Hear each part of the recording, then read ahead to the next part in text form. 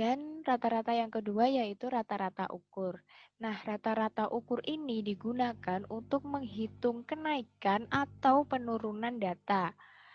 Di sini rumusnya untuk rata-rata ukur biasanya disimbolkan dengan U, yaitu akar N dari X1 dikali X2 dikali X3 dan dikali Xn sampai habis banyaknya data, di mana U adalah rata-rata ukur, X1, X2, X3 sampai Xn adalah faktor perubahan data, dan N adalah banyaknya faktor perubahan.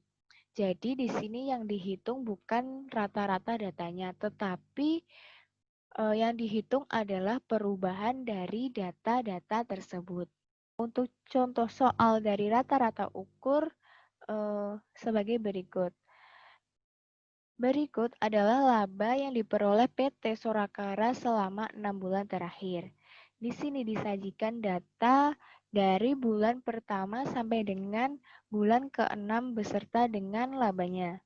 Kemudian di sini diminta untuk menghitung rata-rata perubahan laba yang diperoleh PT Sorakara. Nah, di sini tadi kan yang dihitung adalah perubahannya. Berarti kita harus mencari dari perubahan data-data tersebut. Di sini kita mencari dari perubahan labanya.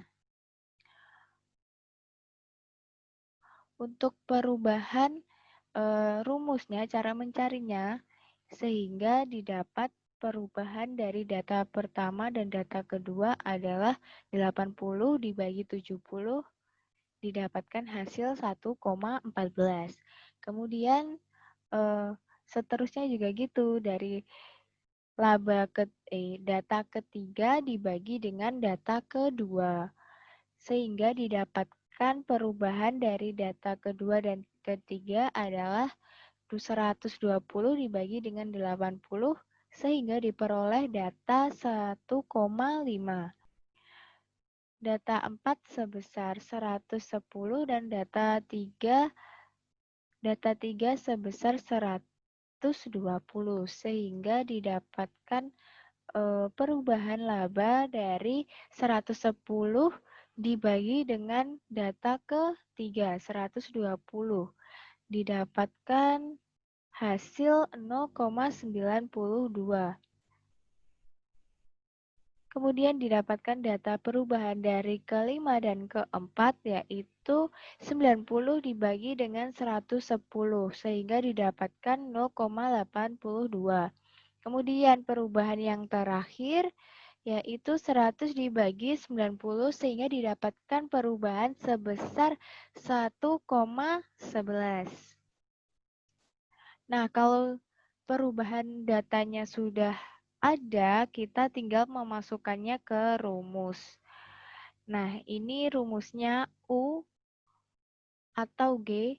Jadi rata-rata ukur itu disebut juga dengan rata-rata geometrik, disimbolkan dengan U dari kata ukur dan G dari kata geometrik. Rumusnya akar N X1 dikali X2 dikali X3 dikali X4 dikali X5. Kenapa sampai dengan X5? Karena perubahan datanya ada 5 kali. Sehingga langsung saja dimasukkan data perubahan yang pertama sampai dengan kelima di sini.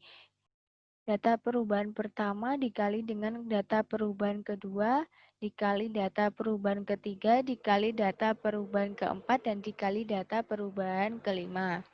Untuk nilai N-nya ini adalah banyaknya perubahan data.